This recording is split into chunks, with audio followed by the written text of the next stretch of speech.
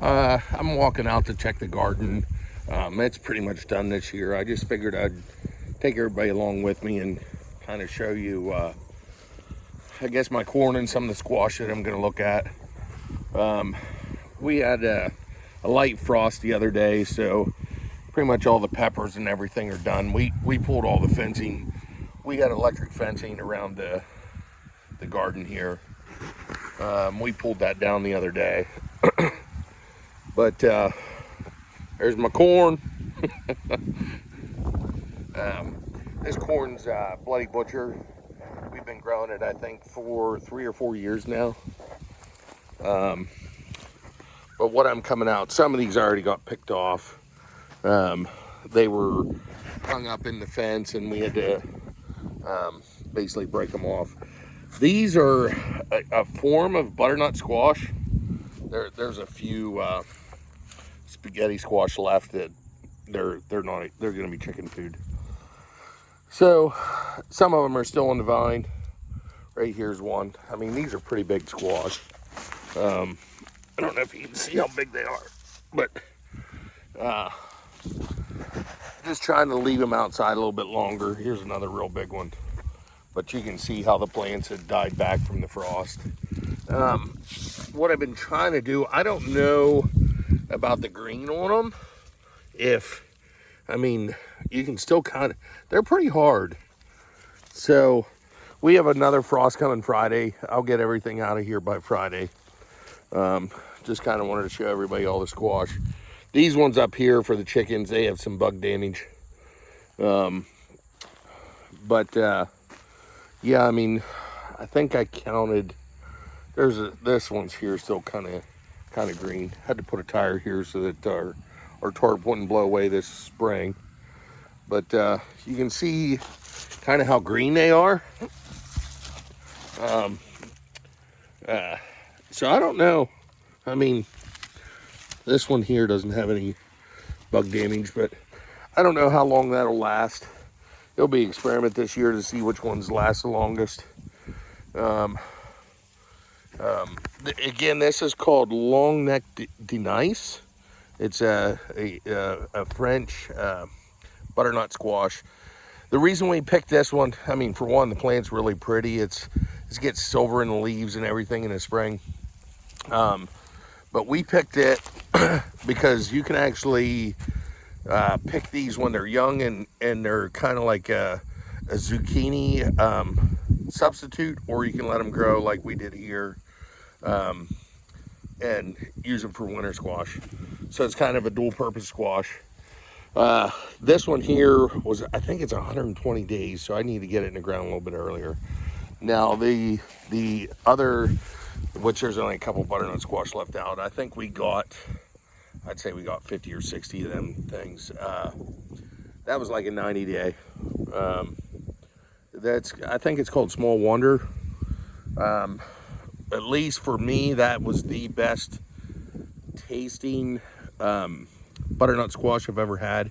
Some of them are super sweet, and I don't really like that. We use them for spaghetti, so I like a more bland squash for that purpose. But yeah, here's our Bloody Butcher corn. I've been opening some up, kind of select them off color. These ones I'm going to use for decorations here in a week or two. Well, I need to get them out here pretty soon. But we have most of the years already picked that we're going to keep for next year. Again, this is, I think, our 3rd or 4th year. Kind of show you how tall it is. I'm not the tallest. I think I'm 5'10", but this one's kind of interesting. That's the corn cobs. So that first corn cob's probably, I don't know, what, 6.5, 7 feet. I mean, so that corn stalk's, I don't know, 9, 10 feet. We planted, I think, 51 of them. The goats got into them and ate a couple, and then wind blew some of them down. But I mean, for the most part, it did really well this year.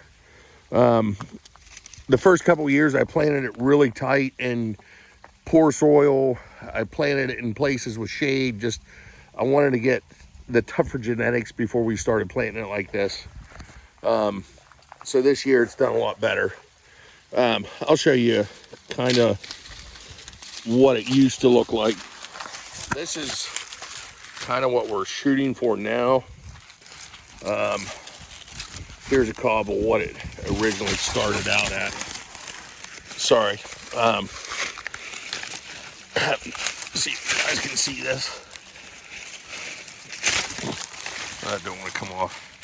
But, so that's this here, side by side. This is, I'll get a better. Sorry about that, guys. But, so the one on the left is kind of what it started out at, is year 1. And then this is, like I said, like 3 or 4 years of breeding, selecting for darker kernels. Not saying that's just something you can do with heirlooms. You can kind of pick out what you want and keep the seeds for the what you're selecting for. Like I said, most of the ones, some of the ones I have are even darker than this now. I mean, some of them are getting really dark. Now we're starting to select more for roots and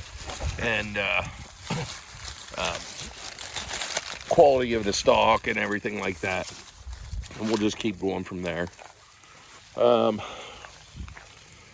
Here's some of my bull's blood beets.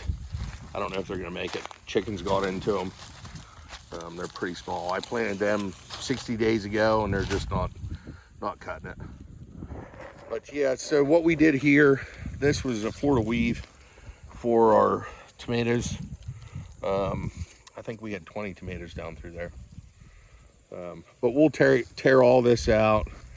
We're going to take the tarp up, plant some winter rye, and let that grow up into the spring, and then we'll retarp it and start again. So, but yeah, hopefully this will help you out a little bit. And we'll talk to you later.